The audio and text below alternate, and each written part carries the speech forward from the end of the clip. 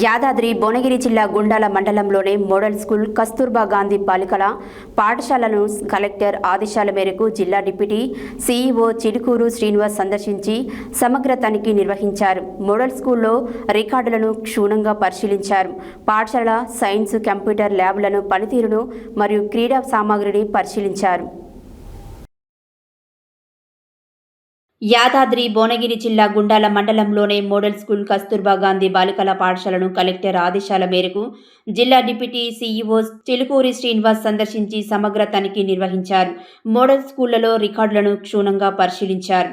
పాఠశాల science, computer ల్యాబ్లను పనితీరును మరియు క్రీడా సామాగ్రిని పరిశీలించారు. కస్తూర్బా పాఠశాలలో పిల్లలను నాణ్యమైన భోజనం అందిస్తున్నారా అడిగి తెలుసుకున్నారు. పాఠశాల స్పెషల్ ఆఫీసర్ విజయలక్ష్మితో మాట్లాడుతూ విద్యార్థుల భద్రత, ఆరోగ్యం, విద్యా ప్రణాళికలపై మెరుగైన సేవలు అందించాలని సూచించారు.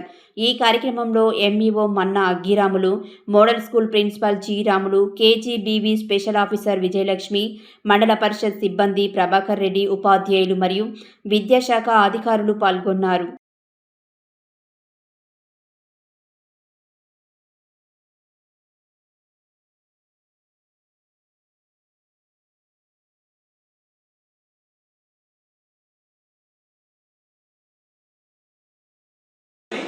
ఏదో క్వాలిఫికేషన్ ఉంది కదా, నోటిఫికేషన్ వచ్చింది కదా అని రాసిన పరీక్ష ఫీజు కట్టి రాస్తాం. రాసినాం కానీ ఉద్యోగాలు తక్కువనే కదా, 10 ఉద్యోగాలు ఉన్నాయి కానీ 1,00,000 మంది రాసిందని ఏదో సమాజం మీద షాక్ వేసి ఇస్తారు. ఒక్క ఉద్యోగం ఉన్నా కానీ మనకి ఎన్ని ఉద్యోగాలు కావాలి? ఎక్కువ మార్కులు వస్తే ఫస్ట్ ర్యాంక్ అయితే 4-5 ఉద్యోగాలు ఇస్తారా? ఒకటే ఉద్యోగం మనకు ఒక్కటిన్నా ఒక్కటి మనకే రావాలనేటువంటి కసి పట్టుదల ఉండాలి. ఒలింపిక్స్ లో గోల్డ్ మెడల్ గోల్డ్ మెడల్ ఎవరికి వస్తుంది? ఎంతమందికి ఇస్తారు? ఒక్కరికే వస్తుంది. సిల్వర్ మెడల్ ఎంతమందికి ఇస్తారు? ఒక్కరికే ఇస్తారు. బ్రాంజ్ మెడల్ ఎంతమందికి ఇస్తారు? First, second, Thursday. కాబట్టి మనం ఫస్ట్ క్లాస్ ఆలోచిస్తే కనీసం థర్డ్ అని వస్తుంది. కాబట్టి మార్క్స్ వదులుకోకండి అంటారు. అర్థమైందా? 99.5 మార్కులు వచ్చినా కానీ 6 మార్కులు తక్కువ వేసారు. మా టీచర్ని అడుగుతందుకు రండి డాడీ అని ఫైట్ చేసేటువంటి కొడుకులు ఉన్నారు నాకు. మా బాబు 99.5 6 మార్కులు తక్కువ వేస్తే వాళ్ళ అదే స్కూల్లో లక్కీ ఏంటంటే వాళ్ళ టీచర్ అబ్బాయి కూడా చదువుతున్నాడు, నా వాడు చదువుతున్నాడు. వాళ్ళ బాబుకి 100 మార్కులు వేసింది, మా వాళ్ళకి 99.5 వేస్తే వాళ్ళ అబ్బాయి కూడా 100 వేసింది, నాకు 1/2 మార్క్ తక్కువ వేసింది ర్యాంక్ కోసం అని. వాళ్ళ అబ్బాయికి ఎక్కువ వేసింది, అడుగు రండి అని నన్ను సెలవు పెట్టించి పట్టుకుపోయేటువంటి. అంటే వాడు రాసిన దాని మీద మనకి తెలివి మీద మనకు కాన్ఫిడెన్స్ ఉండాలి.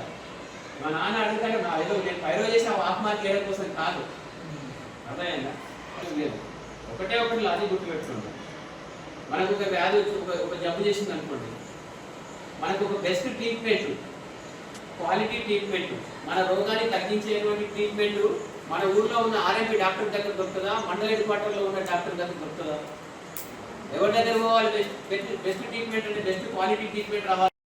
అసలు ఈ 4 మార్కులు కాదు, ఈయన రాసిన ఆన్సర్కు 10 మార్కులు వేయాలి అసలు అని ఆయన మనసులో అనిపించాలి. అలాంటి పేపర్ నేను దిద్దనే లేదు. ఈరోజు ప్రతిరోజు వాళ్ళు 40 పేపర్లు మాత్రమే దిద్దుతారు ఒక డేలో 8 గంటలల్లో. ఆ రోజు మన పేపరే చాలా అద్భుతంగా ఉండాలి. అంటే ఎవరికి వాళ్ళు మనమే చాలా మనల్ని మించిన ఆన్సర్ రాస్తాడు ఉండదు. అంత పర్ఫెక్ట్గా అంత కరెక్ట్గా రాస్తే వస్తాయి.